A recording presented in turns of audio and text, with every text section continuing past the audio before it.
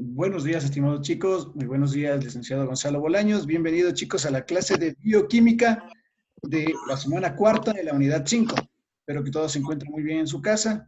Y esta semana vamos a empezar a hablar de los disacáridos. ¿Sí? Si recordamos, desde la primera clase de bioquímica de la unidad número 5, estábamos hablando un poco de la formación de los nuevos, de estos nuevos compuestos, ¿no es cierto? Habíamos visto las estructuras de Fischer, las proyecciones, mejor dicho, de Fischer, cómo se pueden, de cómo se clasifican los monosacáridos. Empezamos a hablar de monosacáridos en aldosas y cetosas. Y hablamos que en función del carbono más alejado se podía ver cuál tipo de giro es el que producía o polaridad producían los diferentes compuestos, ¿no es cierto? Habíamos visto el de Bock giro a la derecha y el leg Bock giro a la izquierda. Para eso se ocupaba un polarímetro, ¿no es cierto?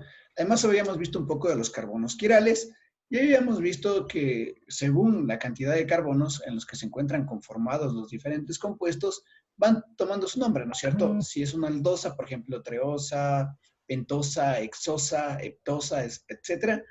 Y si es una cetosa, igual, cetona, etcétera, etcétera, ¿no es cierto? Va tomando los diferentes nombres. Entonces, así se va clasificando, ¿ya? Pero ahora, ¿qué pasa? Ahora, ¿qué pasa, chicos? ¿Qué pasa cuando unimos dos monosacáridos? Se va a formar un disacárido, ¿no es cierto? Y vamos a ver qué es un disacárido. Para eso les voy a proyectar la clase, ¿ya? Entonces, seguimos con la destreza con criterio de desempeño que estábamos viendo, ¿no es cierto? Reconocer la estructura, síntesis de los mono, oli y polisacáridos según su función y la importancia como fuente de energía en el cuerpo humano. El tema de hoy día es disacáridos y vamos a tener una introducción de los polisacáridos. Entonces vamos a ver 10 minutos de disacáridos, ejemplos de disacáridos, otros 10 minutos y vamos a ver los polisacáridos un poquito. Entonces, vamos a ver los derivados de los monosacáridos, ¿no es cierto? Tenemos un poco de los azúcares sustituidos que habíamos visto cómo se van reduciendo, oxidando y sustituyendo, ¿no es cierto? La clase anterior. Entonces tenemos los fosfoliados y los aminoazúcares. Y de los reducidos, los desoxiazúcares, de los oxidados, la oxidación del carbono en aldehído y la oxidación del carbono como para la formación del glucanato, que es lo que habíamos visto en la anterior clase, ¿no es cierto? El ejemplo. Tenemos aquí el ácido glucónico, ¿sí? Que habíamos visto que era su proceso de oxidación. ¿Se acuerdan? ¿Qué es lo que pasaba? Lo que sucedía es de que en este grupo de acá, el grupo carboxilo, perdía, ¿no es cierto? Porque gracias a la incidencia de un ácido que era rico en cobre, un ácido cúprico, perdía uno de sus hidrógenos, ¿no es cierto? Y quedaba cargado negativamente. Aquí tenemos el ácido D-glucurónico, ¿sí? Son diferentes compuestos, ¿ya? La verdad, no es mi afán de que ustedes se aprendan de memoria, pero lo que a mí más me interesa, sí, lo que a mí me interesa mucho de todos estos compuestos que nosotros estamos viendo, es de que ustedes entiendan cómo a partir de esta estructura larga, la estructura larga que nosotros le tenemos aquí, sí, a partir de esta estructura larga, cómo es que formamos los acetales, sí, eso es lo que más me interesa. Porque los acetales te ayudan a tener una estructura mucho más estable, ¿sí? Y además, si ustedes se fijan, el azúcar generalmente viene en cubitos, ¿no es cierto? Quiere decir de que tiene una estructura de un acetal, ¿sí? Entonces, vamos a recordar, este grupo carboxilo, ¿sí? Es el que va a perder un hidrógeno, este hidrógeno se va a ir a la naturaleza, va a perder este hidrógeno y te va a quedar cargado COO y con el signo menos, ¿no es cierto? Entonces, miren, este COO con signo menos, miren dónde se encuentra. El doble enlace del oxígeno con el signo negativo y el otro simple enlace con el oxígeno. El siguiente es el carbono 2, ¿no es cierto? El carbono 2 tiene el OH hacia abajo. Miren cómo el OH está hacia abajo. El carbono 3 tiene el H hacia abajo. El H está hacia abajo. Carbono 4, el OH está hacia abajo. Carbono 4, el OH está hacia abajo. El carbono 5 va a estar unido con el CH2OH. ¿Sí? Carbono 5 con el CH2OH, con el alcohol. Recordemos de que este es un grupo alcohol, ¿no es cierto? Estar unido con el CH2OH. Y finalmente el OH que tenemos acá va a ser el OH que se encuentra acá. ¿Sí? Para que se pueda dar para que se pueda dar una estabilidad, si se quiere, este hidrógeno se va a perder, ¿no es cierto? Se va a perder. Y se va a formar un enlace. Sí, se va a formar un enlace. Y el enlace que se va a formar le va a dar la estructura exacta o la estructura uniforme a los compuestos. ¿Sí? Entonces, miren cómo se va formando, ¿ya? Entonces, ¿qué pasó? Recordemos de que en un inicio teníamos este hidrógeno que se fue a la naturaleza. Lo anotamos por acá, ¿sí? El hidrógeno que se fue a la naturaleza que estaba por arriba. Acá perdió otro hidrógeno, ¿no es cierto? Lo voy a anotar acá. Acá perdió otro hidrógeno que estaba por allá, ¿no es cierto? Y miren, ya se formó el enlace que tenemos aquí formado del de acá. Pero ¿qué pasó? Me sobra un oxígeno, ¿no es cierto? ¿Y qué va a pasar con este oxígeno, chicos? Viene acá. ¿Qué quiere decir, chicos? Tenemos dos hidrógenos y un oxígeno. ¿A qué compuesto se parece este? Al agua. Al agua, ¿no es cierto? Porque tenemos, miren, H2O, ¿no es cierto? Tenemos agua y por lo tanto, miren, aquí ya se formó el enlace simple, me queda carbono y doble enlace del oxígeno con el signo negativo. Miren cómo está formado. Este compuesto se llama el D-duclono alfa-lactono. Sí, es un compuesto que se forma. Pero bueno, como les dije, no me interesa que ustedes se aprendan de memoria estos compuestos, sino que más vean cómo se van sintetizando, ¿sí? Cómo se van formando los acetales, que es lo que más nos interesa. Brian, un ratito. Sí. Quiero acotar algo. A ver, jóvenes estudiantes, de acuerdo a las fórmulas, lo que ustedes generalmente deben observar, divisar, que de cada átomo de carbono salen 4 líneas. Esas 4 líneas son los enlaces químicos. Entonces, ¿qué nos da a entender? Que el carbono, al pertenecer a la cuarta familia, tiene 4 electrones de valencia, ¿no es cierto? Por eso, de cada carbono, si ustedes se ponen a analizar, a contar, cada carbono tiene 4 líneas. El oxígeno pertenece a la sexta familia, es un no metal, y en la mayoría de compuestos decimos la valencia del oxígeno es -2. Quiere decir que al combinarse siempre gana 2 electrones y ahí siempre vamos a ver 2 enlaces químicos, 2 líneas, ¿sí? Y el hidrógeno, como tiene un electrón de valencia, entonces da a entender que forma un enlace químico, por lo tanto, tiene una sola línea. ¿Sí? Eso quería aclarar, Brian. Muchas gracias, profe Marcelito. Muy, muy amable por su aclaración. Sí, chicos, entonces recordemos, ¿no? Sí, recordemos cuántos electrones tenía cada uno de los elementos. Recordemos de que, por ejemplo, el oxígeno tenía 6 electrones, ¿se acuerdan? 4, 5 y 6. Y por eso tenía la posibilidad de poder aceptar, ¿no es cierto? Aceptar 2 electrones para completar su octeto, ¿sí?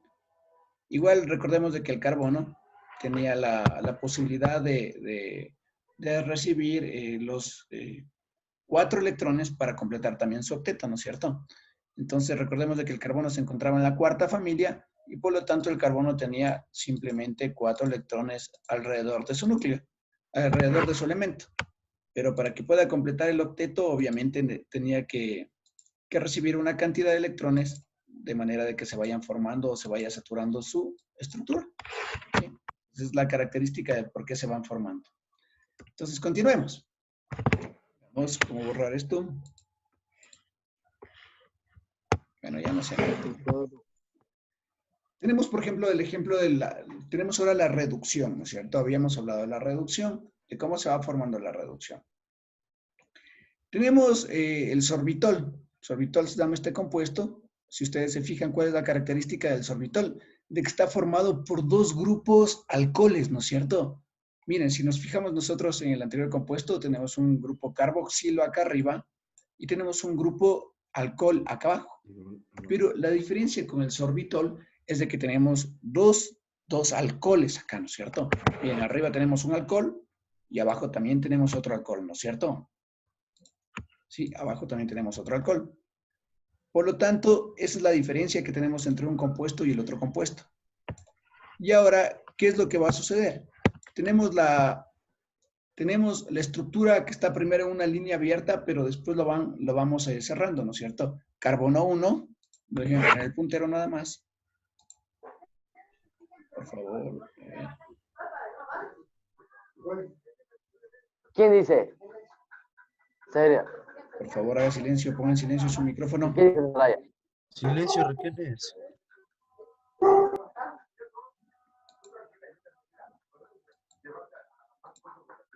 Ya, entonces tenemos dos alcoholes, ¿no es cierto? Tenemos los dos alcoholes que están aquí. Y el un alcohol, como nosotros habíamos hablado, se va a formar como carbono 1. Sí, como carbono 1. El siguiente le tenemos el OH abajo, el siguiente H lo tenemos arriba, el OH abajo y el siguiente OH abajo está formando una estructura acetálica. Este se llama el mioinsotol, ¿sí? ¿Y qué pasa con la esterificación? Ya habíamos hablado, ¿no es cierto?, de la esterificación, de qué es lo que sucedía, perdía un electrón y te quedaba cargado negativamente. Y finalmente tenemos la desoxiazúcar, que sale, como ustedes podemos ver, de un grupo cetona. ¿Sí? Eso es lo que queríamos ver. Ahora vamos a ver algunos derivados de los monosacáridos. ¿Cuál es la característica de los derivados de los monosacáridos, chicos? ¿Alguien puede decirme? Pueden activar su micrófono, por favor. ¿Cuál es alguna característica que ustedes puedan ver aquí? ¿Qué les aparece ahí? ¿Qué de diferente ustedes pueden notar en estas estructuras para que puedan decir que es un aminoazúcar? ¿Alguien? No, bueno, aminoazúcar. ¿Qué es lo primero que leen aquí? Amino, ¿no es cierto? Quiere decir de que desciende de un grupo amina. Al descender de un grupo amina, va a tener que aparecer necesariamente en su estructura el radical amina. ¿Y dónde está el radical amina? Aquí está el radical amina. ¿Dónde está el radical amina? Aquí está el radical amina. ¿Cuál es la diferencia entre la una y la otra? Dicen, Dígame. aminoazúcar no son las moléculas de azúcar que tiene. A ver, verás, el azúcar que nosotros lo conocemos está formado por otros compuestos que vamos a ver un poquito más adelante. Está conformado por la sacarosa y por la glucosa. Lo que yo O quiero... sea, sí. Dime. Siga. Ya. Entonces, ¿qué es lo que tenemos de característicos aquí, chicos? De que tenemos los grupos amina, ¿no es cierto? El uno es la D-glucosamina y la otra es la D-galactosamina.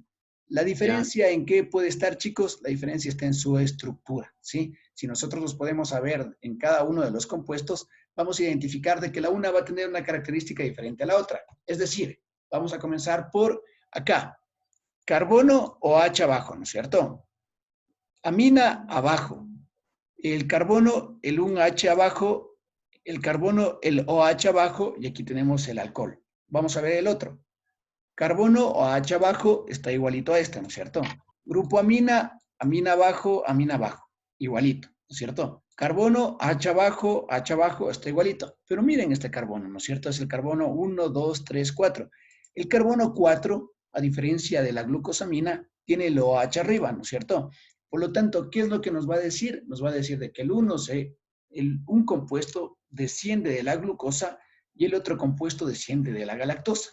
Otra de las características es de que su carbono más alejado se encuentra a la derecha, por eso es tipo D, y otra de las características es de que el OH se encuentra en la parte de abajo y por eso es tipo alfa, ¿no es cierto? Tipo alfa, ¿sí? Y ahí está la estructura. ¿Qué quiere decir? De que en función de cada uno de los compuestos que nosotros vamos teniendo o tenemos como estructura principal, van a nombrarse los grupos acetálicos. Sí, la glucosamina a partir de la glucosa y la galactosamina a partir de la galactosa, que son los compuestos que ustedes escribieron en los cuadernos, ¿sí se acuerdan? Ahora entremos a ver qué son los disacáridos, ¿sí? Los monosacáridos se enlazan unos u otros mediante enlaces o glucosídicos, ¿sí? Son enlaces glucosídicos para formar los oligos... 2000 diamantes te voy a hacer la recarga entonces. Y, por favor, señor, puede hacer silencio. Ese loco. Haga silencio que está grabando la clase. Y por lo tanto, el enlace N-glucosídico es la unión de una pentosa, ¿sí? Por ejemplo, puede ser ocupado para las bases del ADN y el ARN. El enlace O-glucosídico es la reacción entre el OH del carbono anomérico de un monosacárido y el hidroxilo de otro monosacárido.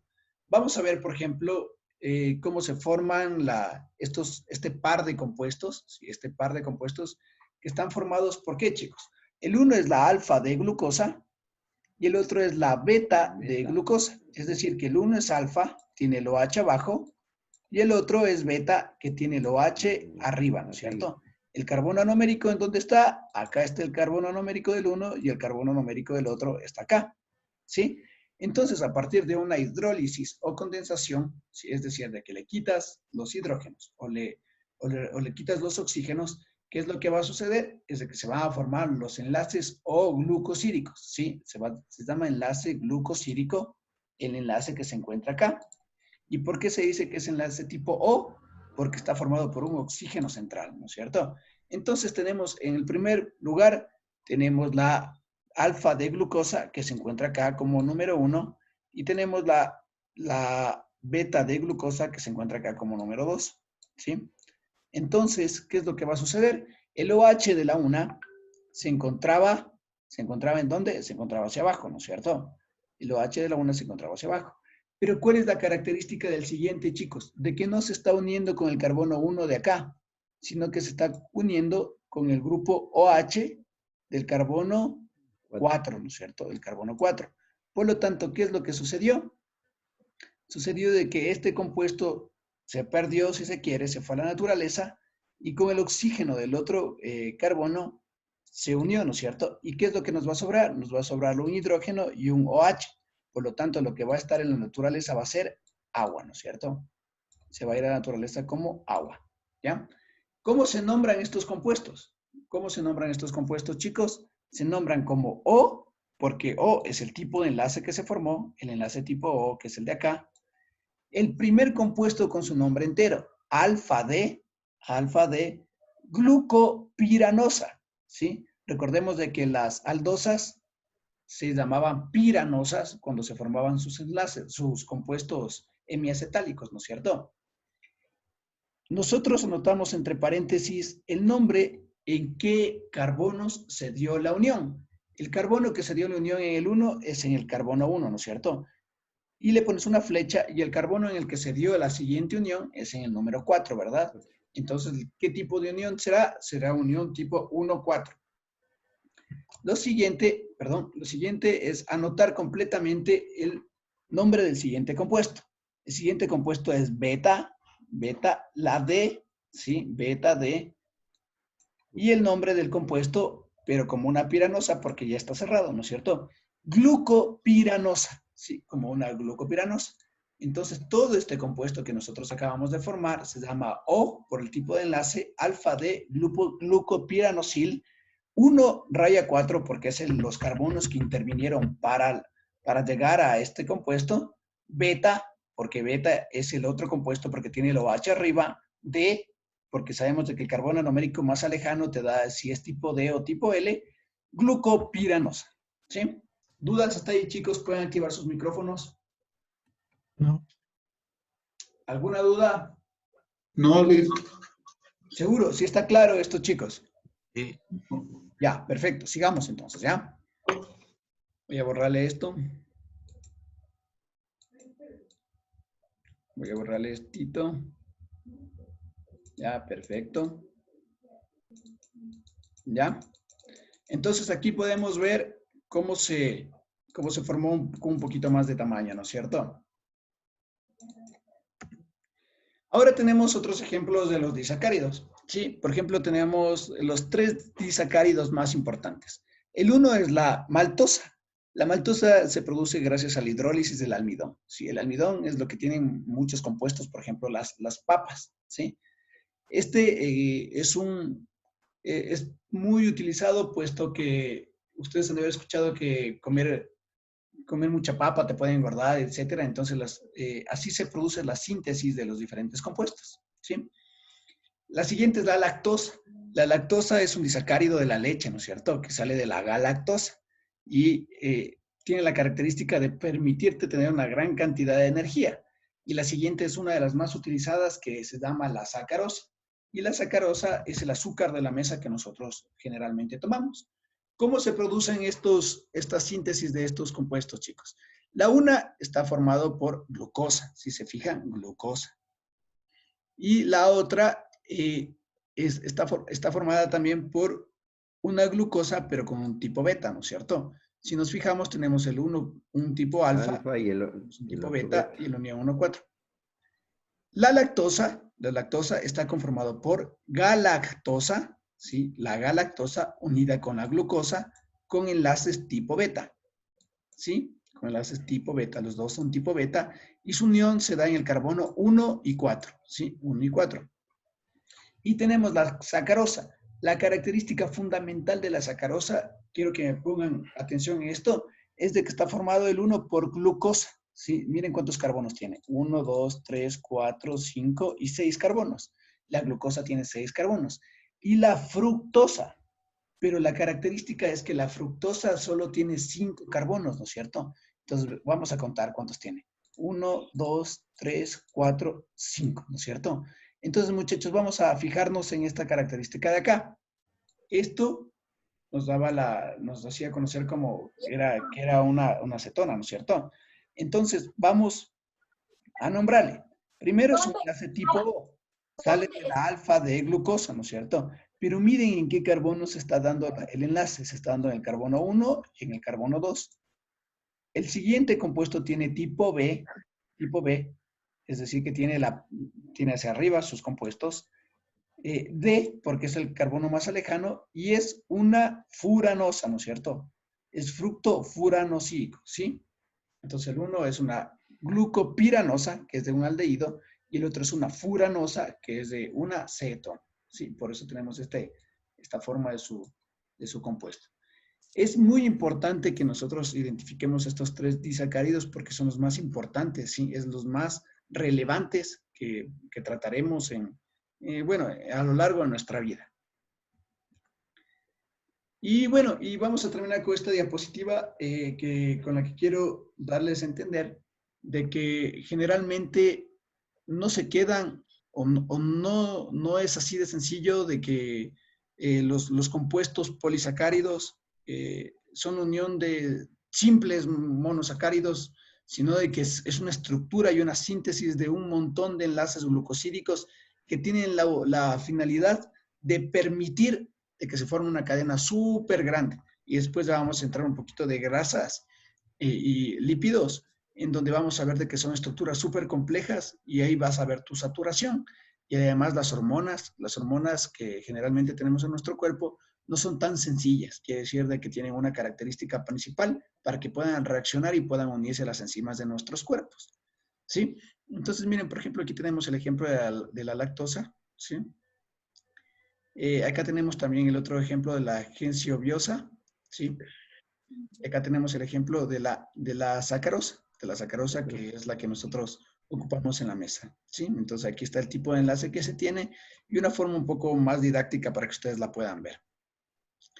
Como introducción a los polisacáridos, tenemos diferentes compuestos o diferentes nombres de polisacáridos, como los homopolisacáridos, que generalmente se utilizan para reserva de energía, como el glucógeno, el almidón, la amilosa, la amilopectina, y otros que son estructurales, que quiere decir que están formados de los cuerpos, como la celulosa en las plantas y la quitina que ocupan los artrópodos, como por ejemplo la cáscara del camarón está formado por la quitina. Y los heteropolisacáridos, como el peptidoglucano, que aparecen en las paredes de las bacterias. La glucosaminoglucanos, que se unen a unas proteínas de los peptidoglucanos importantes para los componentes de la matriz extracelular. ¿Cuál es el trabajo autónomo que vamos a hacer para esta semana? Vamos a transcribir todas las estructuras de los monosacáridos que vimos hoy día y de los polisacáridos que también vimos hoy día. Y vamos a investigar, quiero que me escriban para qué sirve el reactivo de Fehling, ¿ya? Y por favor, chicos, el deber se va a entregar el martes 12 de mayo y ustedes ya saben, por el claro, pero lo que a mí principalmente, lo que yo quiero que ustedes puedan, por favor, realizar es de que me escriban las estructuras de los disacáridos, sí, que es muy importante, las estructuras de los aminoazúcares, ¿sí? las estructuras de los aminoácidos, cómo se da la reducción del ácido glucónico, y con eso habríamos terminado la clase. Chicos, preguntas, por favor. ¿Pueden activar sus micrófonos? Igual dijo que era el deber, Licen, ¿puede repetir eso, por favor? Por supuesto, el deber que tienes que hacer es simplemente transcribir las estructuras que nosotros hemos visto en la clase. ¿Sí? Esta diapositiva debe estar en el Classroom, ¿no, Licen? Y el reactivo de Fehling al claro. Ajá, por favor. O sea, todo esto va a estar en el Classroom. Todo en el claro. Vamos a consultar para que sirva el reactivo de Fehling y vamos a copiar las estructuras que vimos hoy día. Ya, Licen. Sí, Licen. ¿Alguna otra duda, chicos? Oh, mi licenciado. Ya, chicos. Si es así, entonces, ¿alguna otra pregunta? O si no, les agradezco mucho por haber estado en la clase. Y, profe Gonzalito, ¿algo que decir? No, solamente hacer en cuenta que esto les va a servir para la vida, esperemos el próximo año ya estar asistiendo las clases personalizadas en la institución. Esto les va a servir de mucho para el próximo año, ¿sí? No es que no vamos a ver, o sea, esas fórmulas son necesarias, como decía el ingeniero, saber todo de carbohidratos, la división en monosacáridos, disacáridos, polisacáridos. Le escuchaba que les inculcaba el almidón al hablar de la fórmula de la maltosa. Ustedes escuchan malta, también está en las harinas. De todos los productos que obtenemos harinas, se obtiene almidón. Y comer en exceso es dañino. ¿Sí? Sí, así es. Eso nomás. Sí, muchísimas gracias, profe Gonzalito.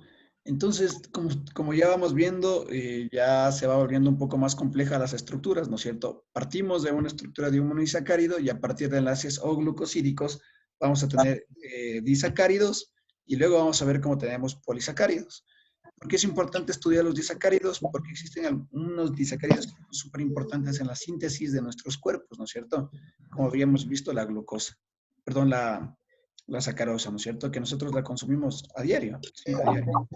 Y esto nos da el hincapié para que nosotros podamos comenzar a estudiar a los polisacáridos, que los polisacáridos sí se encuentran en todas las partes. Como lo leímos un poco, se encuentran en las estructuras de las plantas, se encuentran en las estructuras de los animales, como en su exoesqueleto, que en el caso de la quitina, se encuentra en el péptido glucano, en las estructuras celulares de nuestros cuerpos, etcétera, ¿no es cierto? Entonces los polisacáridos se encuentran en todos lados.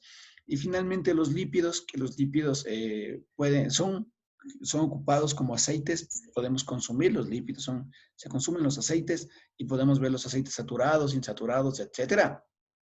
Y finalmente terminamos esto con hormonas, que son las hormonas que son encargadas de darnos la posibilidad de realizar las funciones necesarias en nuestro cuerpo. Eso nomás, chicos, por favor hagan los deberes. Esta semana subimos las notas de la semana 2 y con eso estamos al día, ¿ya?